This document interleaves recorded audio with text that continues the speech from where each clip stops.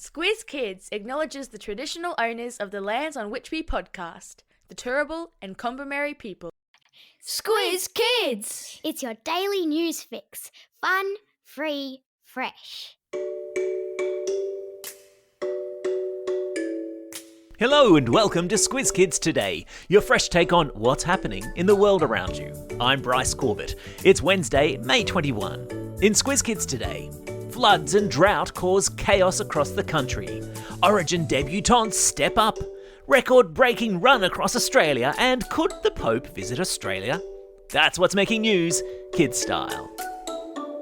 The Lowdown.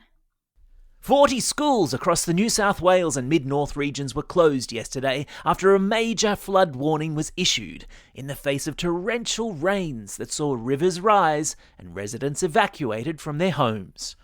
Damaging winds brought down trees and power lines, with the State Emergency Service receiving more than 2,000 calls for help yesterday morning, while on the coast, huge surf pounded beaches around Port Macquarie, causing widespread erosion.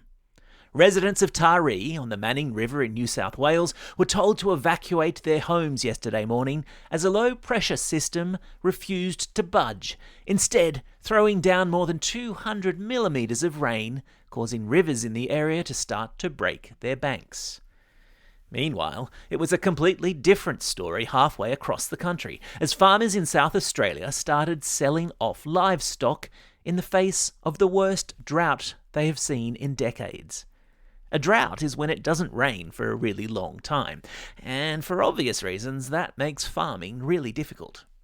Rainfall in parts of South Australia, Victoria and Western Australia has been the lowest on record in the past couple of months, forcing farmers there to buy food for their livestock or, in some cases, sell them off.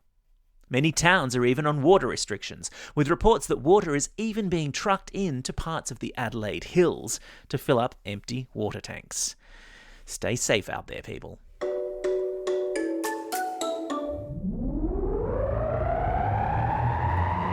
Spin the globe. Each day we give the world globe a spin and find a news story from wherever it stops. And today we've landed in Rome, in Italy.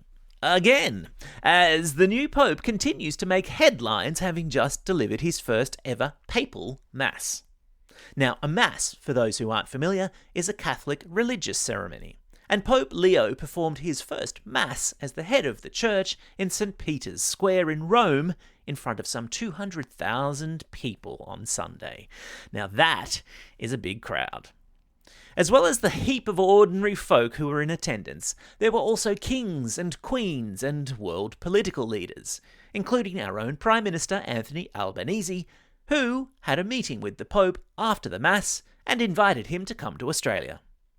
Meanwhile, the Pope used his sermon to call for world peace.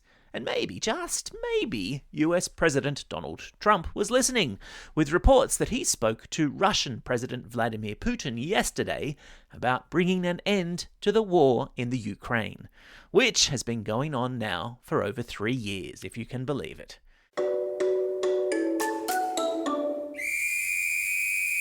Sport time! Look out, New South Wales and Queensland kids, and look on in confusion, kids in every other state, because it's officially State of Origin time, where grown adults in Australia's 2 rugby league-obsessed eastern states set aside all rational thought and become completely unhinged for a few weeks.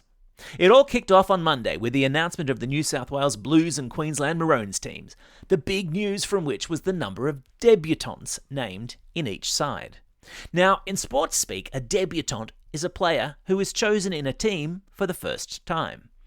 Maroons coach Billy Slater has chosen 3 debutants for Queensland, including Sydney Rooster Robert Toya, who's only played 10 games of professional footy, Gold Coast Titan Beau Fermor, and Melbourne Storm player Trent Liero, who told media on Monday it seemed only like yesterday that he was playing footy in his backyard and dreaming of being selected for the Maroons.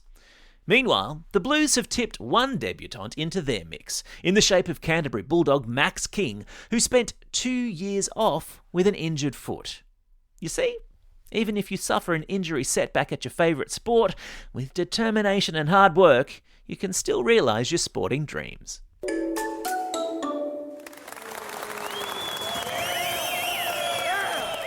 Squiz Kids salutes. Speaking of sporting dreams, can we just stop and give a great big Squiz Kids salute to English ultra-marathon runner William Goodge, who has just smashed the Guinness World Record for running across Australia. William set off from Cottesloe Beach in Perth just over a month ago, and he ran day and night for 35 whole days to arrive in Bondi Beach in Sydney on Monday afternoon, making him the fastest person to ever run across our country. He beat the previous record holder by 4 whole days after completing the equivalent of, get this, not 1, not 2, but 2.5 marathons every single day. Hundreds of runners turned out in Sydney on Monday morning to run the last 5 kilometres with William, who dedicated the run to his mum, who died of cancer 7 years ago. And he used the enormous physical feat to raise money for an Aussie cancer charity. William Goodge, Squiz Kids salutes you. Time for the quiz. This is the part of the podcast where you get to test how well you've been listening. Question number 1. How many debutants have been chosen for the Queensland Maroons State of Origin team? Yep, well done if you said 3. Question number 2. In which Italian city has the Pope just conducted his first Mass? Yeah, that's right, it's the Italian city in which he lives, called Rome. Question number 3. How many days did it take William Goodge to run across Australia? Was it A, 55 days, B, 172 days, or C, 35 days? Yeah, that's right, it was 35 days. Well done if you had your listening ears on for that one.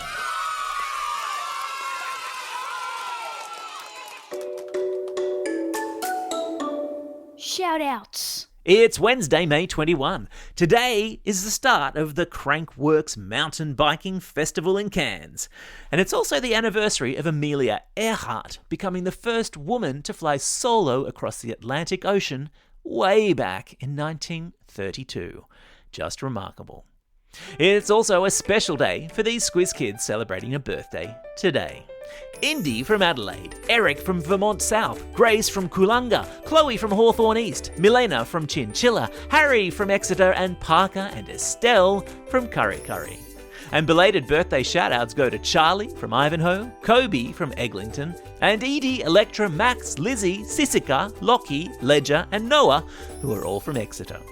And classroom shout-outs today go to Emmaus class with Mrs. Spruce at All Saints College in Maitland, Class 4L Literacy with Mr. Loker at Pymble Ladies College in Sydney, Class 4 6A Magpies with Mrs. Murphy at Albury North Public School, and Class 5E with Mrs. Edwards at Burleigh Head State School.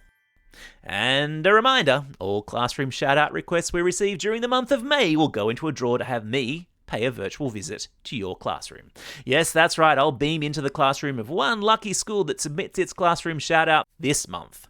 Otherwise, don't forget, if you've got a birthday coming up and you want a shout-out, or if you're after a classroom shout-out, drop us a line at squizkids@thesquiz.com.au or fill out the form on our website. Well, that's all we have time for. Thanks for listening to Squiz Kids today. We'll be back again tomorrow. In the meantime, get out there and have a most excellent day. Over and out.